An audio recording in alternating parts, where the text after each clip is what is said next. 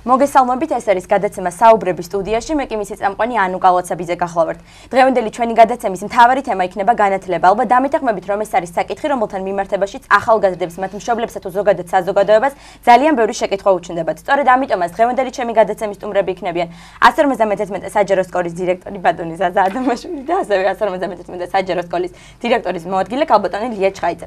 პირველი კითხვით გადავალ ბატონ ზაზასთან. ბატონო ზაზა, ძალიან მაინტერესებს, რამდენი ხანი არის დირექტორი ბრძანდები და ზოგადად რთული იყო თუ არა ამ პასუხისმგებლობასა და საქმიანობასთან შეგუება. მოგახსენებთ, რაც 151 სკოლის დირექტორი ვარ, გავიდა 2 წელიწადი.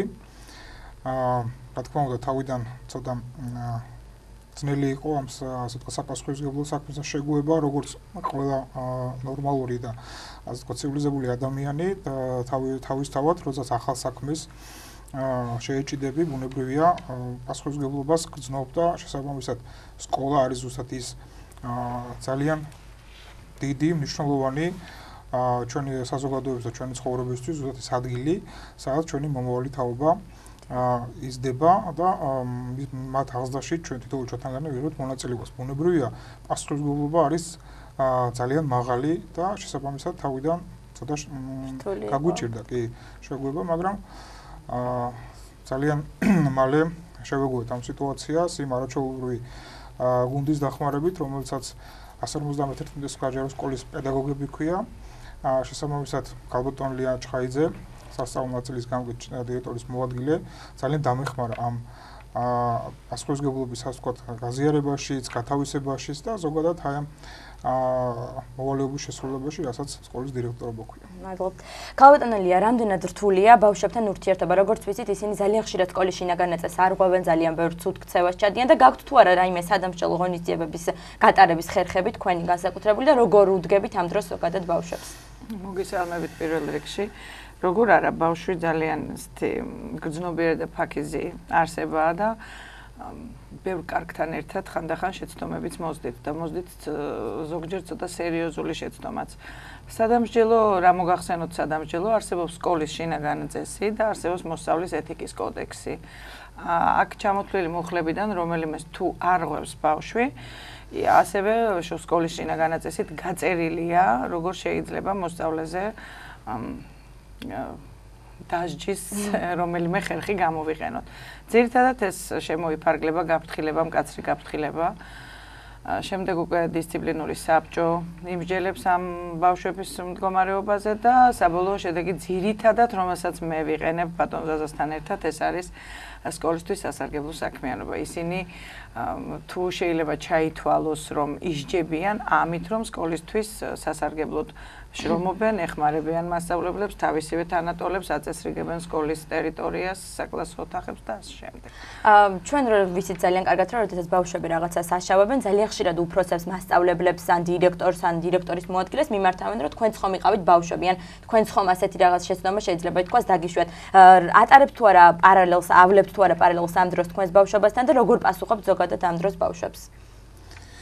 ბუნებრივია ეს ესეთი თემა სასაუბრო, როდესაც პარალელის გავლება აუცილებელია, იმიტომ რომ ჩვენც ვიყავით ბუნებრივია პატარები და შესაბამისად ეს ამხელები არ დაუბადებულოთ, ხო? ჩვენს გვაქვს რაღაც გავლილი გზა, ის ცხოვრების გზა, რომელსაც დღევანდელი თაობა გადის განსაკუთრებით სკოლის მოსწავლეები. შესაბამისად ის დაუშვათ შეცდომები პირობითად ესე დავარქმევ, შეცდომები რომელსაც ახლა ჩვენი მოსწავლეები დაუშვათ სკოლაში სასწავლო პროცესის დროს უშვებენ და ასე გარღვევენ იმ შინაგან წესს. ბუნებრივია ჩვენ დროსაც იყო ეს დარღვევები შინაგან წესის და იმ წესების უბრალოდ რომელიც არის დამკვიდრებული საჯარო სკოლებში.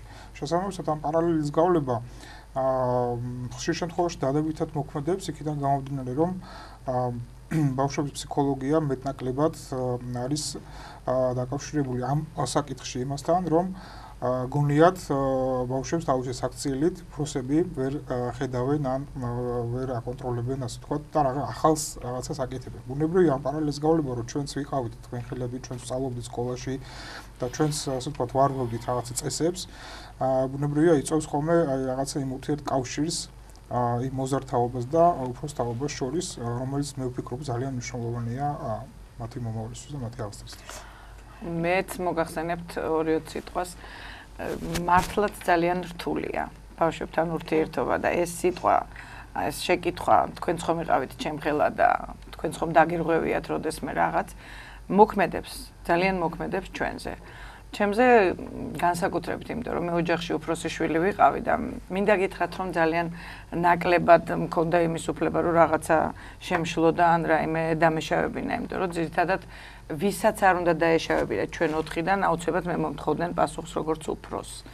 ეს ძალიან მტკივნეულად მახსოვს და როცა ბავშვი რაღაცას აშავებს, სულ იმას ვფიქრობ, რომ აი როგორ მიუდგე, როგორც პიროვნებას, არა როგორც პატარას და არამედ როგორც პიროვნებას, იმასაკისას, მაგრამ პიროვნებას. რა შეიძლება მას ამ დროს ვუთხრა, რომ მან შეურაცხყოფილად არ იგზნოს პირველ რიგში თავი. და მხოლოდ ამის შემდეგ შემიძლია უკვე იმ სხვა საკითხებზე ველაპარაკო, რამაც შეიძლება ის ჭეშმარიტებამდე მიიყვანოს და დაანახოს ის თავისი შეცდომა. არასოდეს არ ვიწყებ მასთან ურთიერთობას ხმამაღალი ლაპარაკით, ლანძღვით და ისეთი სიტყვებით, რომელიც არ მომცემს შედეგს. ვფიქრობ, რომ არ მომცემს შედეგს. რატომღაც ასე მგონია, რომ ჩემი ასეთი მიდგომით გაცილებით უფრო მეც ვაღწევ, ვიდრე მოვიქცეოდი სხვანაირად. რომ მოუქცეულიყავი სხვანაირად. ნუ შეიძლება დავამატებ მერცინადებას.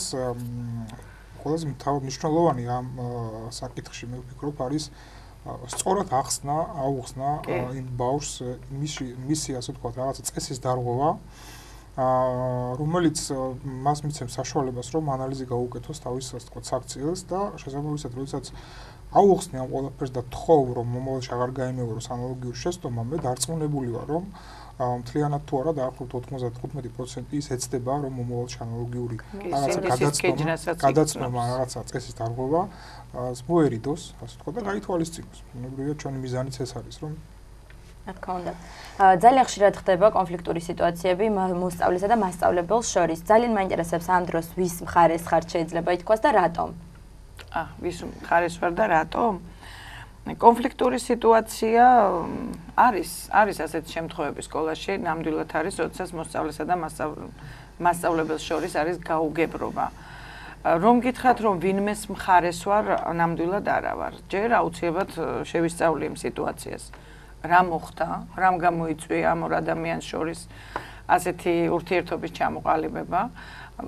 ცალ-ცალკე გავესაუბრები ორივეს და აუცილებლად მე ერთად, იმიტომ რომ არც უფროსია შეუცდომელი, რა თქმა უნდა, და არც ბავშვი, რომელმაც კონკრეტულ სიტუაციაში არ იცის ზოგჯერ როგორ მოიქცეს და ცოტა მეტის უფლებას აძლევს თავის თავს. ანუ უკონტროლოდ იქცევა. ნამდვილად არის ასეთი შემთხვევები. მხარეს დაჭერას ვერ დავარქმე. უბრალოდ ვცდილობ, რომ ორივეს უთხრა და აუხსნა, რომ ასეთი ურთიერთობა მათ არ გამოადგებათ გაკვეთილზე, იმიტომ რომ მოსწავლე, როდესაც არ ენდობა თავის მასწავლებელს, არ მოსწონს მისი ახსნილი გაკვეთილი, არ მოსწონს ის, რასაც შეიძლება ძალიან კარგი პროფესიონალია და მწოდნე თავის საქმის, მაგრამ რაღაც მოქმედებით ვერ აღწევს სასურველ შედეგამდე, არასოდეს არ ენდობა მას. თუ ეს ნდობის ფაქტორი არ არის მოსწავლესა და მასწავლებელს შორის, წარმოუდგენელია იქ კარგად ასწავლო და კარგად ისწავლოს. ამიტომ მაქსიმალურად ვცდილობ ხოლმე ზოგჯერ ზედმეტად კრიტიკულ სიტუაციაშიც, რომ მოსწავლეს გაუგოს მასწავლებელმა და მოსწავლემაც იფიქროს, რომ რა შეცდომა დაუშვა, რა იყო, რაშიც იყო დამნაშავე. ბუნებრივია ეს კი რა თქმა უნდა დავამატებ, ბუნებრივია წინა შეკითხვის რაღაც ლოგიკური გაგრძელება. თავი ამ ჩემი აზრით აქ არის ის, რომ იყო თავი ობიექტური და ნეიტრალური იმ გაგებით, რომ არავის მხარეზე კონკრეტულად არ იდგე იმ შემთხვევაში, იმ სიტუაციაში და შესაბამისად მაქსიმალურად ეცადო, რომ ობიექტურ სამართლიანად შეისწავლო, ასე ვთქვათ, ორივე მხარის არგუმენტები და შესაბამისად მოხდეს მერე ანალიზი და ხშირ შემთხვევაში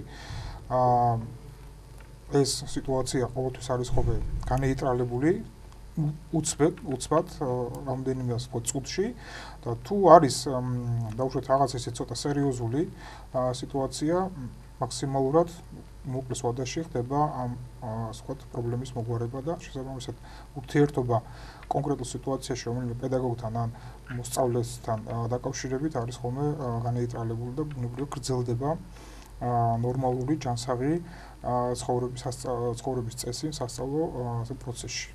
დიახ, და მასწავლებლის თემაზე გავაგრძელებ ისევ, რომ აუცილებელია თუ არა თქვენი აზრით, რომ ძალიან ბევრს საუბრობენ მასწავლებელთა სერტიფიცირების შესახებ. თქვენი აზრით აუცილებელი თუ არა არის თუ არა, რომ პედაგოგს სერტიფიცირებული მასწავლებლის სტატუსი ჰქონდეს? ბუნებრივია საუბრობენ და ბუნებრივია საუბარი შეეხება ზუსტად იმას, რომ სერტიფიცირება პედაგოგების ეს გულისხმობს თვითონ ტერმინი მათ კვალიფიკაციის ამაღლებას.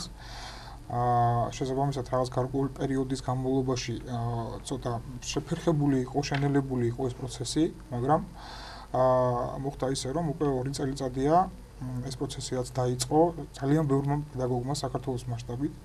გაიარა სერტიფიცირება და სერტიფიცირების გავლა ზუსტად გულისხმობს ის, რომ კონკრეტულ საგანში მან აიმაღლა თავისი კვალიფიკაცია და ბუნებრივია ეს კვალიფიკაციების ამაღლება ძალიან კარგად მოქმედებს როგორც მათ შრომის განმავლობაში ბუნებრივია სერტიფიცირების თავისი დანამატი აქვს და რომელიც იწყება 75 ლარიდან და მთავრდება 1000 ლარით.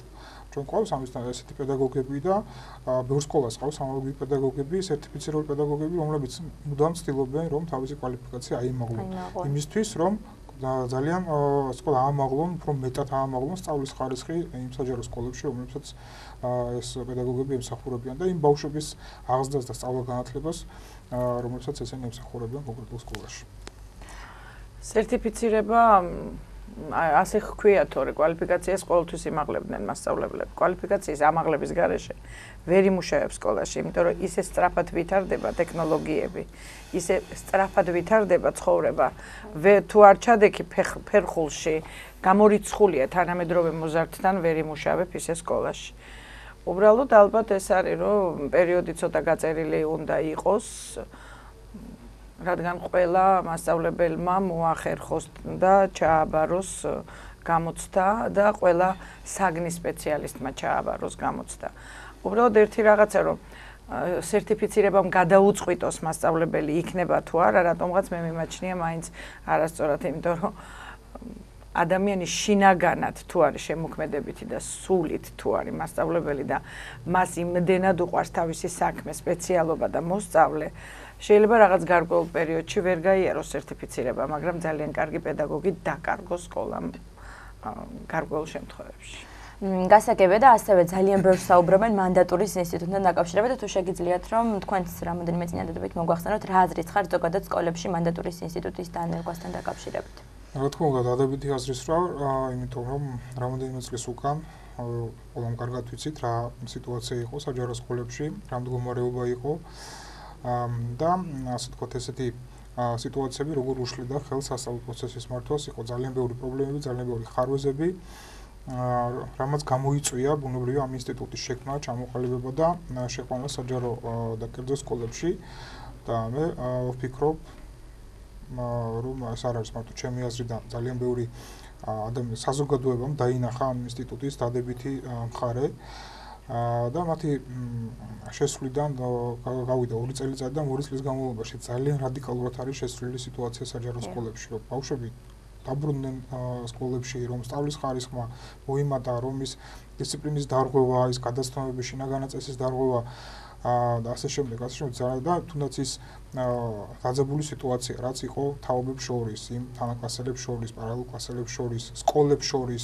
რაც ხდებოდა, ბუნებრივია ეს ყველაფერი უკვე წარსულს ჩაბარდა და შესაბამისად ამ ინსტიტუტმა თავისი გასაკეთებელი ამ კუთხით გააკეთა და მე ვფიქრობ, რომ გააგრძელებს ეს მანდატური სამსახური მუშაობას და ფუნქციონირებას საჯარო სკოლებში და შესაბამისად თავის მოვალეობის შესრულებას, რასაც ქვია უსაფრთხო სკოლის გარემო პროგრამა და გარემოს შექმნა საჯარო სკოლებში, რომ უფრო მეტად აიწიოს სწავლის ხარისხმა.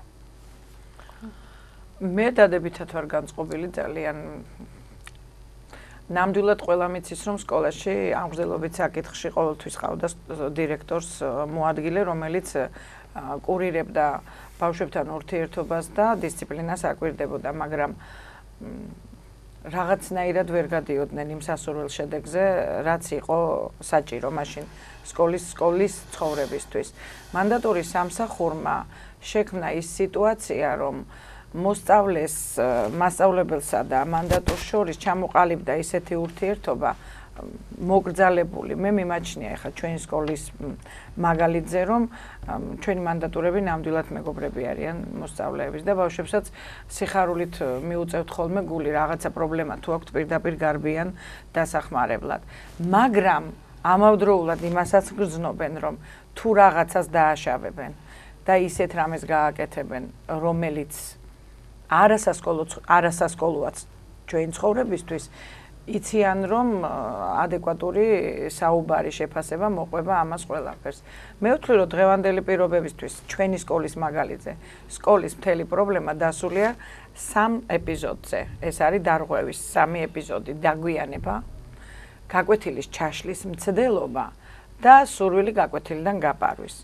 მაშინ როდესაც მე პირადად ტუალეტში ბიჭებთან შევსულ ვარ, ამომირთმევია სხვადასხვა რაღაც ხელნაკეთი, იარაღი, სპიცი, კასტეტი, იმიტომ რომ ცოტა ხანგრძლივი პერიოდის სასწავლო ნაწილის გამგევარ მე ეს ხდებოდა ნამდვილად. რაც ამ ბოლო 2 წლის განმავლობაში არ ხდება ჩვენ სკოლაში. საბედნიეროდ ჩვენ სკოლა მაშინაც მეტნაკლებად 7 სკოლათა რიცხვს მიეკუთვნებოდა, მაგრამ ასეთი შემთხვევები იყო. დღეს კი ასეთი რამ ნამდვილად არ არის. ძალიან ბევრი მithქმა-მოთქმა არსებობს ასევე განათლების სისტემასთან დაკავშირებით, 8 გამოცდასთან დაკავშირებით, რომელიც სულ ახლახან დაინერგა და თქვენ რა აზრის ხართ? შეიძლება თუ არა ზოგადად ბავშვმა მიიღოს ისეთი განათლება სკოლაში, რომელიც შემდეგ ამ 8 გამოცდას საატესტატო 8 გამოცდასაც ჩააბარებინებს და უმაღლეს სასწავლებელში სწავლის შესაძლებლობასაც მისცემს. უნებრივია ეს 8 გამოცდა ცოტა შესწორება შევიდა, 8 გამოცდა ეს ბარდებოდა გასულ წელსაც, ბარდებოდა იმის წინა და ზოგადად ეს 8 საგანი, რომელიც არის დანერგილი და შეტანილი ამ საატესტატო გამოცდებში, ეს არის ზუსტად ის საგნები, რომელიც საჭიროებს ცოდნას და შესაბამისად ბავშვებს, მოსწავლეებს უყალიბებს ისეთ უნარ-ჩვევებს, რომელიც მათ ცხოვრების განმავლობაში ძალიან კარგად წაადგება. შესაბამისად ეს 8 გამოცდა უბრალოდ იქნება საკითხი ესეთი, შეუძლია იყოს საკითხი დასმის, თუ შეუძლია თუ არა სკოლას მიცეს ესეთი ცოდნა, რომ თავისუფლად ჩააბაროს შესაბამისად გამოცდები. რა თქმა უნდა, სკოლას აქვს ამის რესურსი, სკოლას აქვს ამის შესაძლებლობა, საშუალება, მაგრამ მარტო სკოლა ამას ვერაფერს ვერ გახდება, თუ არ იყო ეს ასე ვთქვათ, თვითონ სურვილი მოსწავლეების, თვითონ სურვილი მშობლების და ერთობლივად, აი ეს სამი რგოლი, მშობელი, მოსწავლე და სკოლა, ერთობლივი მუშაობით მე დარწმუნებული ვარ, რომ ძალიან მინიმალური დახმარებით დაჭირდებათ ალბათ გარე ფაქტორების დახმარება, რომ თავისუფლად გადალახონ ეს ბარიერი და ჩააბარონ ეს საატესტატო გამოცდა. მე ვთვლი რომ საატესტატო გამოცდები აუცილებელია.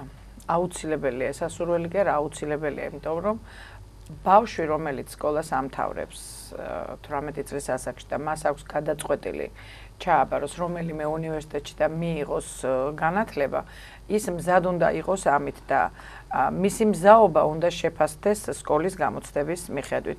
ეს არის ის სავალდებულო საგნები, რომლებსაც სწავლობენ სკოლაში და ის ზოგადი განათლება, რასაც აბარებენ ამ გამოსაშვებ გამოცდაზე, ბავშვმა აუცილებლად უნდა მიიღოს სკოლაში. არის ხარვეზები ალბათ სისტემაში, რომელიც ლაგდება და თანდათანობით კიდევ უფრო მეტად დალაგდება, რომ თითქოს აზრი არსებობს სკოლაში განათლებას ვერ მიიღებს ბავშვი და ამით ვერ ჩააბარებს ვერც გამოსაშვებ გამოცდას და ვერც მისაღებ გამოცდებს, მე მიმაჩნია არასწორად. არასწორად, იმიტომ რომ თუ მოინდომებს ადამიანი ეს სერტიფიცირებაც, რაც მასწავლებლების სერტიფიცირებას ეხება, ეს გამოსაშვები გამოცდებიც არის იმის მზაობაში მოყავს მოსწავლეც და მასწავლებელიც, რომ მასწავლებელმა ისე უნდა ასწავლოს, რომ მის მოსწავლეს პრობლემა არ შეექმნას გამოსაშვებ გამოცდაზე და მოსწავლემ ისე უნდა ისწავლოს, რომ ის მზად იყოს ეს გამოსაშვები გამოცდა ჩააბაროს, თორე ისეთი კონკურენციის პერიოდში უწევთ ამათ ცხოვრება. თუ არ ჩააბარეს გამოსაშვები გამოცდები, თუ წარმატებით არ ჩააბარეს უნივერსიტეტებში, გამორიცხულია, რომ მათ შემდგომში ცხოვრებაში შეძლონ თავიანთი პროფესიის გამოყენება. და მიმაჩნია რომ ეს უნდა იყოს ნამდვილად. ძალიან დიდი მადლობა და ბოლო შეკითხვით მოგმართავთ. ანუ არსებობს თუ არა, გაქვთ თუ არა კონკრეტული სურვილი, ანუ შეიტანდით თუ არა რაიმე თუნდაც პატარა ცვლილებას განათლების სისტემაში. ან თუნდაც თქვენ სკოლაში თუ შეიტანდით რაღაც ისეთ, რაშიც თუნდაც განათლების ამიზო დახმარება გჭირდება. ანუ რაიმე ცვლილება, რომელიც განსაკუთრებულად გინდათ რომ შეიტანოთ. რა თქმა უნდა, შევიტანდით ცვლილებას, კონკრეტულად სკოლის მაგალითზე ვიტყვი, ძალიან კარგი იქნებოდა კიდევ უფრო მეტად თანამედროვე ტექნოლოგიების დანერგვა სკოლაში, რომელიც უფრო მეტად დაეხმარება ჩვენს მოსწავლეებს, ჩვენს მასწავლებლებს, რომ უფრო ხარისხიანი სწავლა განათლება მიიღონ და შესაბამისად ეს თანამედროვე ტექნოლოგიები არის ჩვენი ასე ვთქვათ დღევანდელი ცხოვრების რაღაცა გარკვეული სტილი, წესი, რომელიც ნელა გვიდრდება სკოლებში და მე ვფიქრობ და იმედი მაქვს, რომ ძალიან მალე ყველა საჯარო სკოლას ექნება საშუალება, რომ ეს თანამედროვე ტექნოლოგიის გამოყენებით უფრო მეტად აამაღლოს სწავლის ხარისხი სკოლებში. კი, მეც შევიტანდი ცვლილებებს, ჩემი ცვლილება შეეხება ძირითადად ალბათ მრავალრიცხოვანი კლასების შემცირებას. ვისურვებდი, რომ ჩემს ქვეყანაში ისეთი ძლიერი ყოფილიყოს ეკონომიკა, ისე შეძლებოდეს სამინისტროს ბავშვების დაფინანსება, რომ მოსწავლის მაქსიმალური რაოდენობა კლასში 25-ს არ აღემატებოდეს და ეს ნამდვილად შეუწყობს ხელს სწავლის ხარისხის ამაღლებას. ის რომ უნდა დაინერგოს ახალი ტექნოლოგიები, ის რომ უნდა გაცილებით უფრო მეტად მოწესრიგებული იყოს მასწავლებელი, მომზადებული იყოს მასწავლებელი და ძალიან რომ უნდა უყვარდეს თავისი საქმე, ეს ფაქტია. ძალიან ბევრი რაღაცა არის წვრილმანი ისეთი, რომელიც შეიძლება შეიცვალოს საათობრივ ბადეშიც, მაგალითად მოსწავლე, რომელიც სკოლაში 7 გაკვეთილი არის და ხანდახან მერვე გაკვეთილიც უწევს დარჩენა, რა თქმა უნდა, მისი სწავლა პროდუქტული აღარ არის. თუ კი რაღაცნაირად გადალაგდება და გადახარისხდება ეს საათობრივი ბადე და გაიწერება მთელი სასწავლო პერიოდის განმავლობაში, უკეთესი, მე ვთვლი რომ უკეთესი იქნება, იმიტომ რომ დილის 9 საათიდან 4-ის ნახევრამდე ბავშვი სკოლაში და გაკვეთილზე ნამდვილად ძნელია. და რა ვიცი, ვისურვებდი რომ უფრო მეტი სითბო, სიყვარული იყოს ურთიერთშორის მასწავლებელსა და მოსწავლეს შორის, იმიტომ რომ ბავშვები ნამდვილად იმსახურებენ ამას და ის მასწავლებლებიც, რომლებმაც შეიყვარეს ეს საქმე და ამ საქმეს ემსახურებენ. ძალიან დიდი მადლობა მინდა გადაგიხადოთ, რომ მიუხედავად ძალიან ბევრი საქმისა თუ მოუწლელობისა, მაინც გამონახედრო და დღეს იყავით ჩვენი სტუმრები და ალბათ მაყურებელიც დამითანხმება, რომ ძალიან გულახდილი და გულწრფელი პასუხები მივიღეთ თქვენგან. ეს იყო გადაცემა საუბრების სტუდიაში, მე კი მისი წამყვანი ანუკა ლოცაბიძე გახლდით, კარგად ბრძანდებოდეთ მომავალ შეხვედრამდე.